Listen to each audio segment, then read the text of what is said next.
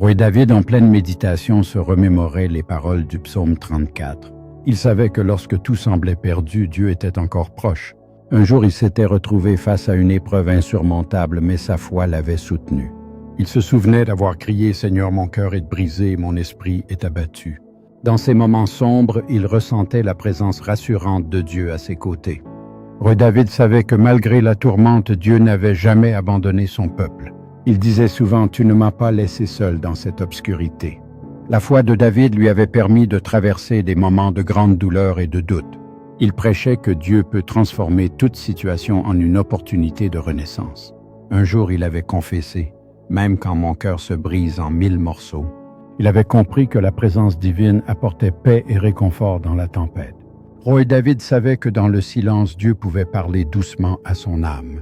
Il expliquait que l'Esprit Saint était le consolateur qui ne nous quitte jamais. Lors d'une méditation, il disait « Je peux tout traverser car Dieu est avec moi ». Il invitait chacun à nommer ce qui brise leur esprit pour mieux le confier à Dieu.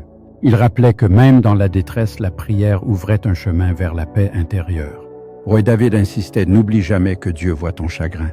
Il conseillait aussi « Prends le temps de méditer sur le verset du jour ».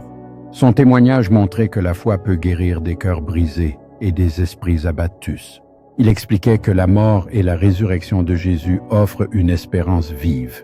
Pour lui, chaque difficulté était une occasion de renforcer sa confiance en Dieu. Il rappelait que Dieu tient dans sa main chaque fragment de notre cœur brisé. Un matin, il s'est assis en silence, se concentrant sur la présence divine. Il se disait « Je suis entre de bonnes mains, mon Père ne m'abandonne pas ». Roi David poursuivait « Même si je suis éprouvé, je ne suis pas seul ». Il encourageait chacun à prendre quelques instants pour se retrouver en Dieu. Il concluait souvent « L'épreuve n'a pas le dernier mot la fois-ci ». Sa vie témoignait que la proximité de Dieu change tout même dans la douleur. Roi David savait que malgré la tempête, l'amour divin reste inébranlable et fidèle.